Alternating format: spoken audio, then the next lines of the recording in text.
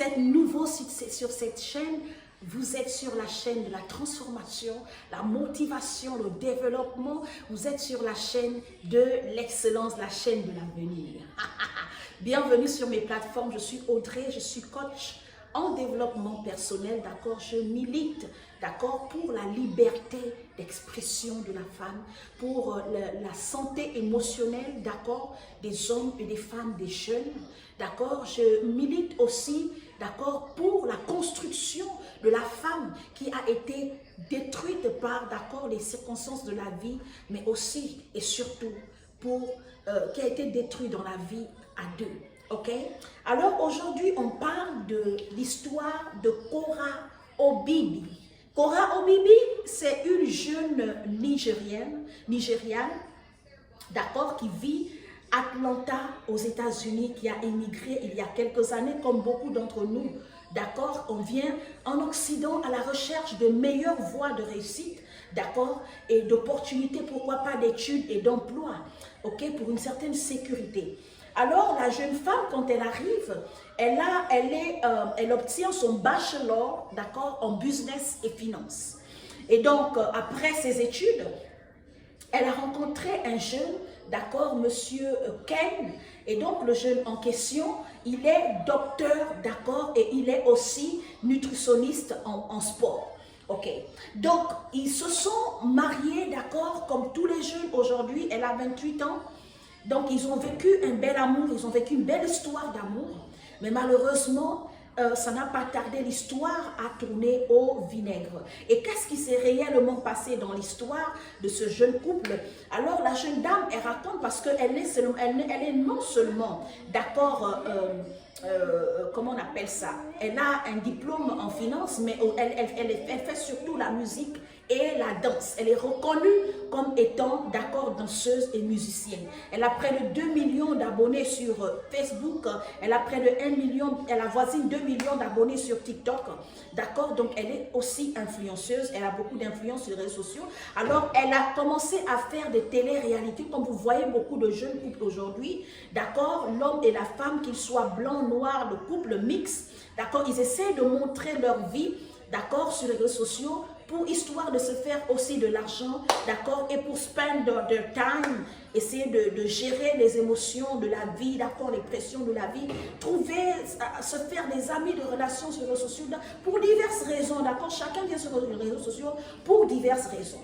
Ok, mais quand l'histoire de Madame, la jeune Kora tourne au vinaigre, ok, la conséquence de son divorce, sinon pourquoi elle divorce, elle dit que sur le plan intime, d'accord, sur le plan sexuel, elle n'était pas satisfaite avec son partenaire, ok, il fallait qu'elle démarre le truc comme on veut démarrer le cœur de quelqu'un qui doit s'arrêter. D'accord, il fallait qu'elle travaille pour démarrer, d'accord, l'appareil et l'engin de son mari. Elle était fatiguée de ça. Alors, étant une jeune femme, quand on est africaine, on est actif.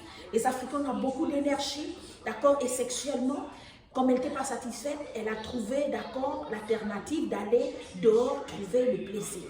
Et malheureusement, l'homme a découvert tout ce qu'elle commettait comme infidélité et il a commencé à piquer des crises et des tensions dans leur foyer et tout a tourné au vinaigre. Alors ensuite, le monsieur s'est rendu compte que la femme avait aussi un manque de maîtrise de soi, d'accord? Elle perdait facilement le contrôle. Donc, quand elle était contrariée, elle était frustrée, d'accord? Elle mettait la main sur le mari, elle prenait des objets, elle piquait le mari, d'accord? Et elle n'a pas eu la décente idée, d'accord, de faire attention à son comportement. Et qu'est-ce qui se passait? Le monsieur, c'est un intellectuel, il est docteur. C'est un Américain blanc en plus qui vit avec une femme noire. Imaginez, il n'aura jamais tort devant elle. Vous comprenez? Malheureusement, c'est la seule réalité. Ce n'est pas une forme de discrimination. Ok? Et put your feet low, down, to down. Et qu'est-ce qui s'est passé? Désolé. C'est que l'homme, pendant que la femme lui faisait, elle mordait, elle griffait tous les bleus, elle piquait les trucs, elle prenait des objets dangereux qu'elle piquait sur lui, le monsieur, qu'est-ce qu'il a fait tout simplement? Il prenait des photos, ok? Et lors du divorce, il a sorti tout ça sur la table, il prenait même des vidéos quand elle était vraiment en colère, toutes ces scènes de colère, des bagarres qu'elle faisait, elle tapait sur le mari, il prenait des vidéos. Et lors du divorce, Le monsieur, durant le procès, il a mis ça sur la table pour démontrer, un, qu'elle était invalide émotionnellement parce qu'elle était dépressive et ensuite elle était violente. Donc, elle ne pouvait pas elle ne pouvait pas s'occuper des enfants, d'accord? Et ensuite, elle était aussi alcoolique, elle avait un problème avec l'alcool, d'accord? Donc, elle buvait beaucoup. Donc, c'était le deuxième point qu'elle a souligné pour, d'accord, que le divorce joue en défaveur de Obin, d'accord, Cora, la jeune Nigérienne africaine. Et ensuite, le monsieur a prouvé, d'accord, devant la loi, qu'elle était aussi une femme qui n'était pas stable émotionnellement. Donc, tout ça a joué en défaveur de Madame Cora, ok? Mais, gloire soit rendue à Dieu, l'argent parle, malheureusement. Vous le savez aujourd'hui, quand vous avez l'argent, tout est possible, ok? L'argent peut acheter toutes choses, mais sauf un être humain et la vie. Ok, donc elle a misé sérieusement d'argent pour gagner le procès de ce divorce, mais le mari a obtenu la garde des enfants. Qu'est-ce que j'ai envie de dire dans ce message? J'ai envie de dire 3 choses à une jeune femme. Beaucoup de jeunes femmes aujourd'hui sont tellement complexées, elles désirent, elles sont prêtes à tout pour se marier avec un homme blanc, un homme occidental. Mais vous savez, les hommes occidentaux, sinon l'homme occidental, ils ont leur culture. D'accord? L'homme occidental, quand tu te maries avec lui, d'accord? Ou bien la femme occidentale, quand tu te maries avec elle, elle a investi sur toi, il a investi sur toi. C'est impossible pour lui que tu le quittes pour tes conneries de désir sexuel ou de kicks ou d'argent. Ils n'ont rien à foutre de ça. Et ils ont un deuxième problème, c'est qu'ils n'aiment pas payer le child support. Parce que le child support, on débite ton argent depuis ton salaire. Et beaucoup d'hommes ont été ruinés aux États-Unis à cause de ce qu'on appelle le child support. Ce qu'on appelle chez nous en Afrique, en français, les allocations familiales. Les hommes sont ruinés aux États-Unis à cause de ça. Vous comprenez? Et au cours du divorce, l'avocat de M.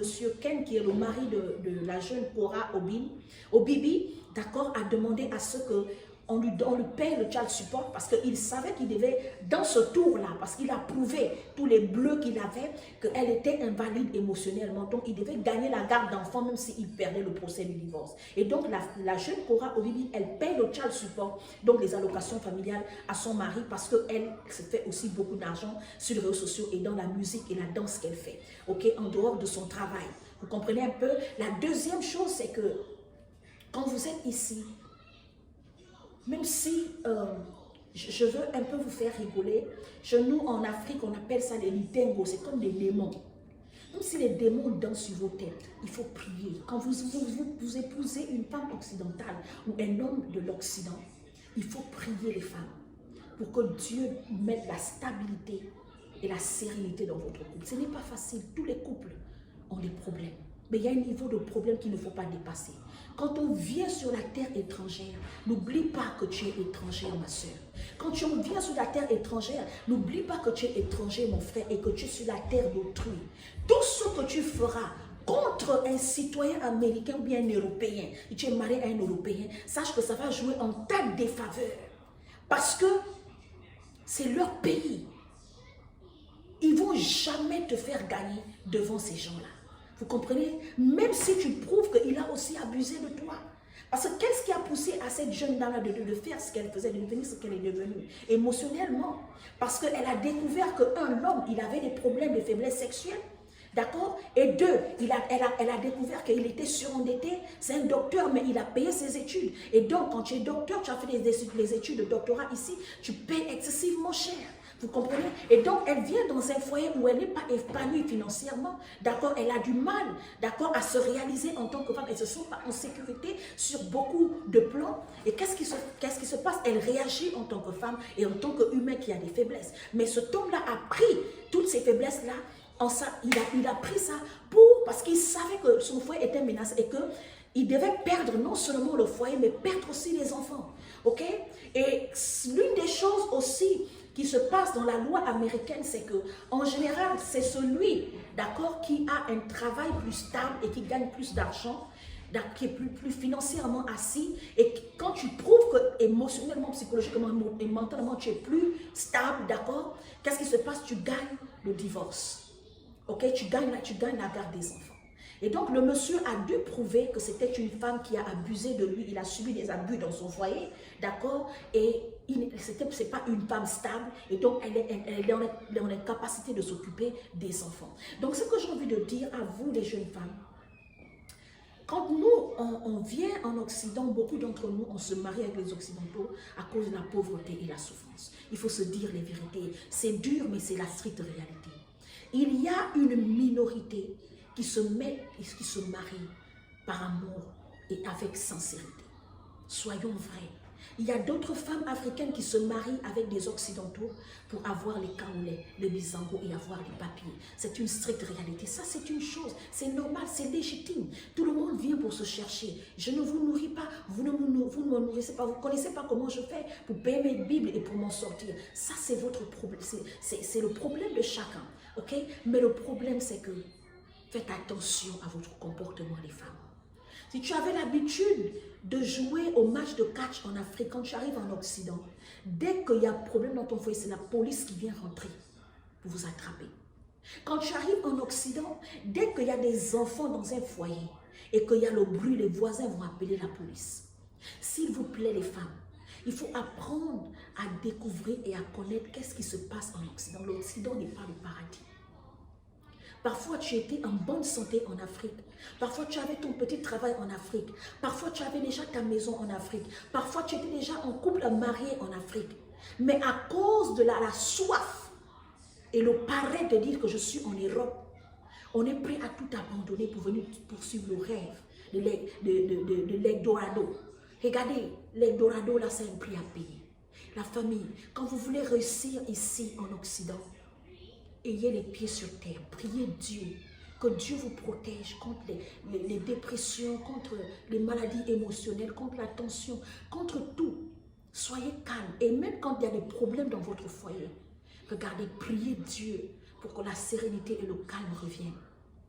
Parce que dès que vous ratez ça, sachez que tout va tourner en votre défaveur. On n'a pas beaucoup de faveurs sur les terres étrangères.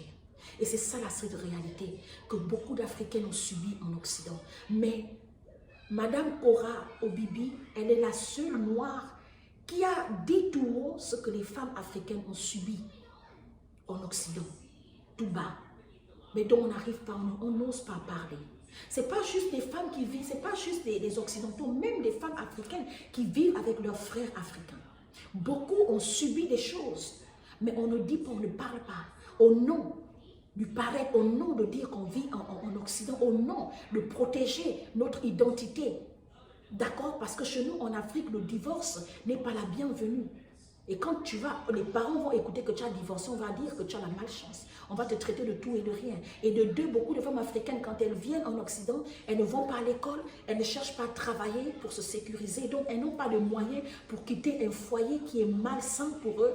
D'accord? Pour dire que je vais aller louer ma maison moi-même ou louer une chambre et je vais recommencer ma vie à zéro. Non. C'est tous ces complexes-là, tous ces problèmes-là, tous ces paramètres qui font que beaucoup de femmes, africaines, quand on est en Occident, on est obligé de subir l'impossible dans les foyers, tout simplement parce qu'on n'a pas de moyens pour nous prendre en charge nous-mêmes. Ok?